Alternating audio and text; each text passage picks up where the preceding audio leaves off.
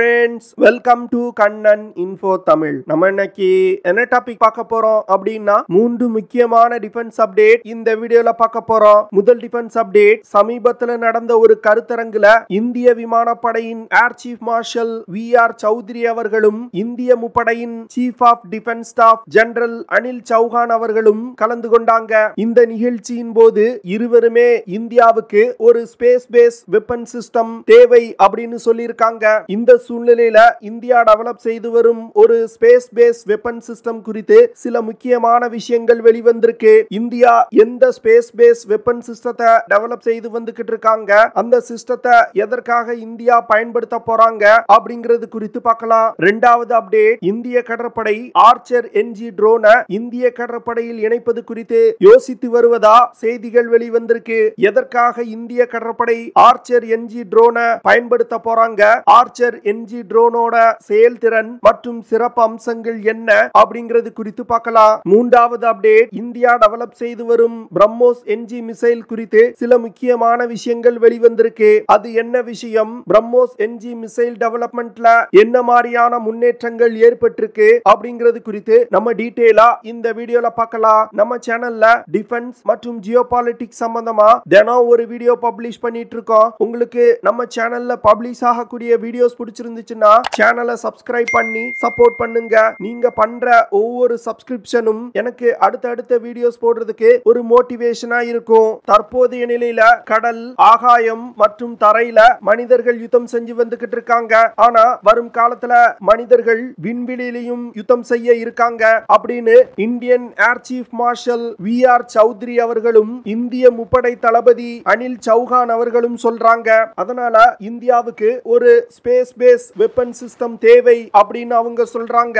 அதனால நமது வீரர்கள் விண்வெளியிலையும் சண்டையிடுவதற்கு இப்போதில் இருந்தே தயாராகணும் அப்படின்னு அவங்க சொல்றாங்க. இந்தியாவுக்கு விண்வெளியில பயன்படுத்தக்கூடிய அஃபென்சிவ் மற்றும் டிஃபென்சிவ் கேப்பபிலிட்டி கொண்ட ஒரு ஸ்பேஸ் பேஸ் வெப்பன் சிஸ்டம் தேவை அப்படின்னு அவங்க சொல்றாங்க. இதற்கு காரணம், சமீப காலமா உலகின் பல நாடுகள் விண்வெளி தொடர்பான ஆய்வுகள்ல அதிகமா ஈடுபட்டு வந்துகிட்டு இருக்காங்க. அதனால வரும் காலத்துல விண்வெளியிலும் தங்களுக்கு தேவையான இடம் தொடர்பா யுத்தம் நடப்பதற்கு வாய்ப்பு இருக்கு. அதனால இப்பொழுதிலிருந்தே இந்திய வீரர்களை விண்வெளியில் சண்டையிடுவதற்கு தயார் செய்யணும் அப்படின்னு இந்தியன் ஏர் சீஃப் சொல்றாரு. தற்போதைய நிலையில் இந்தியாவிடம் லேண்ட் பேஸ் அஃபென்சிவ் சிஸ்டங்கள் தான் அதிகமாயிருக்கு. அதனால வரும் காலத்துல ஸ்பேஸ் பேஸ் அஃபென்சிவ் சிஸ்டத்தையும் இந்தியா டெவலப் செய்யணும். அது மட்டும் இல்லாம இந்திய விமானப்படையின் தரத்தை உயர்த்தி வரும் காலத்துல இந்திய விமானப்படையை ஒரு ஏர் ஸ்பேஸ் போர்ஸா மாற்றி அமைக்கணும் அப்படின்னு VR சௌத்ரி அவர்கள் சொல்றாரு. இந்திய விமானப்படையை ஒரு ஏர் ஸ்பேஸ் போர்ஸா மாத்தணும்னா ஸ்பேஸ் சிச்சுவேஷனல் அவேர்னஸ் மற்றும் space denial exercise, space control exercise போன்ற ஆபரேஷன்கள்ல இந்திய வீரர்களுக்கு பயிற்சி கொடுக்கணும். சிலர் கூட நினைக்கலாம், தற்போது உள்ள தொழில்நுட்பத்தை வச்சுக்கிட்டு எப்படி மனிதன் விண்வெளியில சண்டையிட முடியும் அப்படின்னு. ஆனா எப்போ Nazi Germany V2 long range guided ballistic மிசைல வெற்றிகரமா லான்ச் செஞ்சாங்களோ அப்பொழுதே ஸ்பேஸ் வார் தொடங்கிட்டு அப்படின்னு VR சௌத்ரி அவர்கள் சொல்றாரு. இந்தியா ஸ்பேஸ் பேஸ் வெப்பன் சிஸ்டத்தை டெவலப் செய்யறதுல வரும் காலத்துல அதிக கவனம் செலுத்தணும் அப்படின்னு அவர் சொல்றாரு. 2019 மிஷன் சக்தி அப்படிங்கிற ஆபரேஷன் மூலமா இந்தியா தன்னுடைய முதல் ஆன்டி சேட்டலைட் வெப்பனை சோதனை செஞ்சாங்க. இந்தியாவின் ஆன்டி சேட்டலைட் வெப்பன் சிஸ்டம் பூமியிலிருந்து 300 கிலோமீட்டர் உயரத்துல பறந்து கொண்டிருந்த ஒரு சேட்டலைட்டை வெற்றிகரமா தாக்கி அழிச்சுது. இதன் மூலமா அமெரிக்கா, ரஷ்யா மற்றும் சீனாவுக்கு அடுத்து ஒரு ஸ்பேஸ் சூப்பர் பவரா இந்தியா உருவெடுத்தது. இந்தியா செய்த மிஷன் சக்தி ஆபரேஷன் ஒரு ஸ்பேஸ் பேஸ் வெப்பன் சிஸ்டத்தை டெவலப் செய்யறதுல முதல் படி அப்படின்னு டிஃபென்ஸ் எக்ஸ்பர்ட் சொல்றாங்க.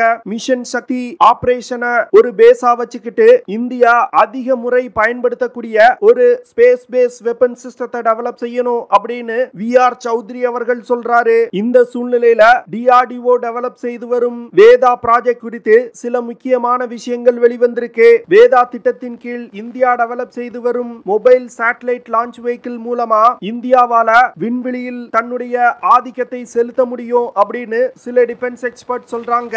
DRDO இந்த வேதா ப்ராஜெக்ட் குறித்தான விஷயங்களை ரொம்ப ரகசியமா வச்சிருக்காங்க. ஆனா சமீபத்தில் வெளியிடப்பட்ட சில டெண்டர்களை வச்சு DRDO வேதா ப்ராஜெக்ட வேகமா டெவலப் செய்து செய்து வந்துகிட்டு இருக்காங்க அப்படிங்கிற விஷயங்கள் தெரிய வந்திருக்கு. அது மட்டும் இல்லாம இந்த வருடத்தோட இறுதிக்குள் வேதா ப்ராஜெக்ட் மூலமா டெவலப் செய்யப்படும் மொபைல் சேட்டலைட் லான்ச் வெஹிக்கிளோட முதல் சோதனை நடைபெற இருப்பதா டிஃபென்ஸ் எக்ஸ்பர்ட் சொல்றாங்க.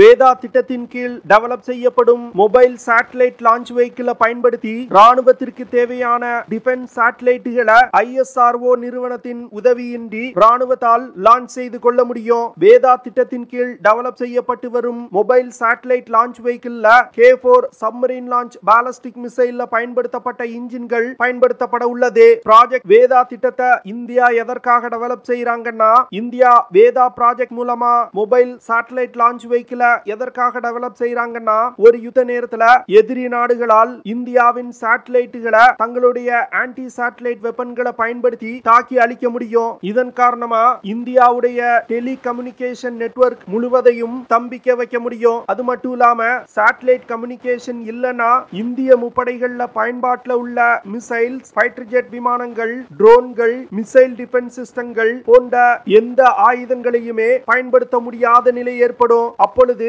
எதிரிகளால் இந்தியா மீது மிக எளிதா தாக்குதல் நடத்த முடியும். இதிலிருந்து இந்தியாவை காப்பதற்காக தான் DRDO இந்த வேதா ப்ராஜெக்டை கையில் எடுத்து டெவலப் செய்து வந்துகிட்டு இருக்காங்க.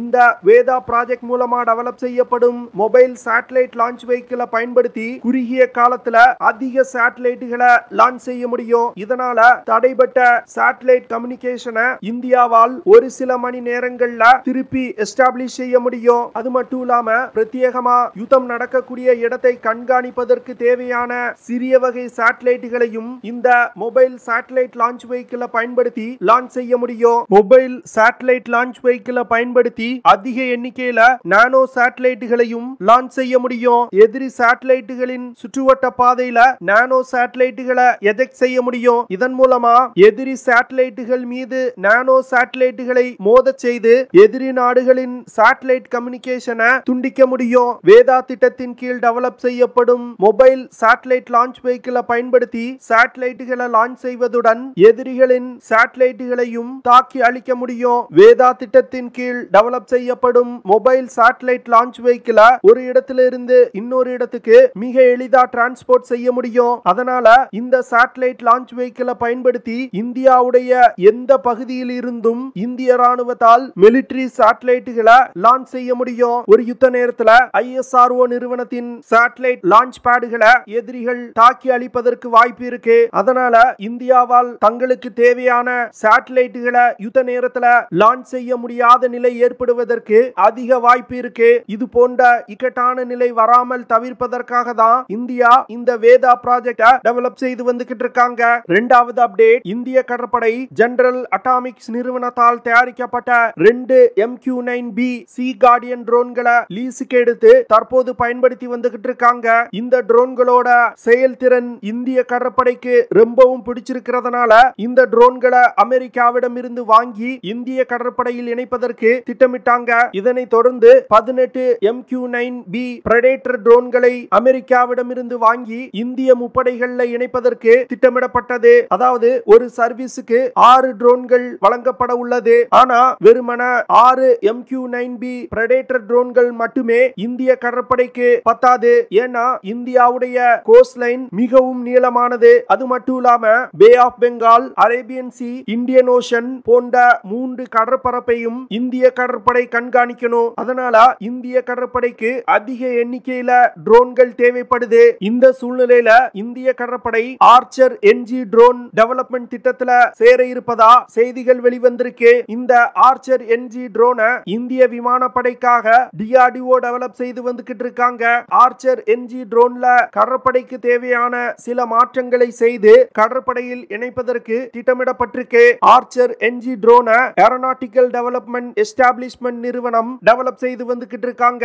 இந்த ட்ரோன் ஒரு medium altitude long endurance drone. இந்த ட்ரோன்களை பயன்படுத்தி உளவு தகவல் சேகரிப்பது, ரோந்து செல்வது, டார்கெட்டுகள் மீது தாக்குதல் நடத்துவது போன்ற பல்வேறு விதமான ஆபரேஷன்களை கேரி அவுட் செய்ய முடியும். இந்திய கடற்படை ஆர்ச்சர் NG ட்ரோன்களை கடற்படையில் இணைப்பதன் மூலம் கடற்படையின் கேப்பபிலிட்டியில ஒரு மிகப்பெரிய முன்னேற்றத்தை கொண்டு வர முடியும்னு நினைக்கிறாங்க.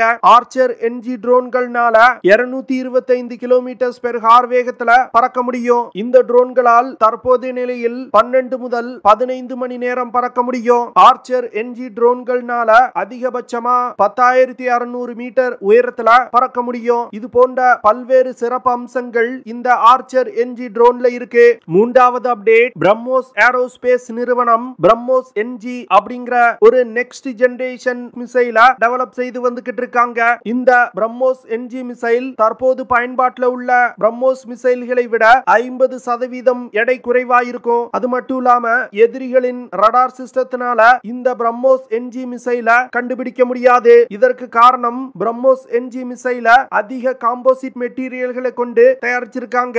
இந்த சூழ்நிலையில பிரம்மோஸ் NG மிசைலோட எடையை இன்னும் குறைப்பதற்கு பிரம்மோஸ் ஏரோஸ்பேஸ் நிறுவனம் முயற்சி செய்து வந்துகிட்டு இருக்காங்க. அதாவது பிரம்மோஸ் NG மிசைல 1.3 டன் எடை கொண்ட மிசைலா மாற்றி அமைக்க போறாங்க.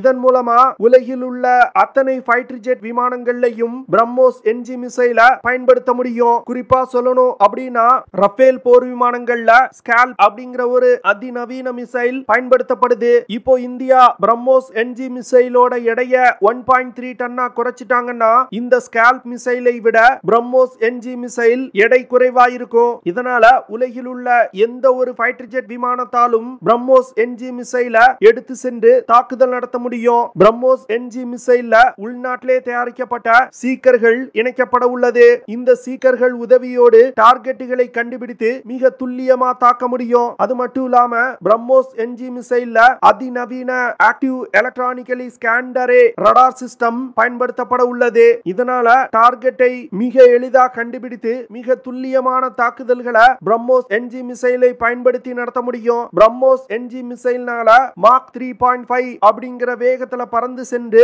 இலக்குகளை தாக்க முடியும். அதாவது ஒலியின் வேகத்தை விட 3.5 மடங்கு வேகமா சென்று இலக்கை தாக்க முடியும். பிரம்மோஸ் NG மிசைல உருவாக்குறதுக்கு உத்தரப்பிரதேஷ் மாநிலத்தில் உள்ள டிஃபென்ஸ் காரிடோர்ல ஒரு மிகப்பெரிய தொழிற்சாலை அமைக்கப்பட்டு வருது. இந்த தொழிற்சாலையில இருந்து இந்திய படையினருக்கு தேவையான பிரம்மோஸ் NG மிசைல்கள் தயாரிக்கப்படுவதுடன் வெளிநாடுகளுக்கும் ஏற்றுமதி செய்ய போறாங்க.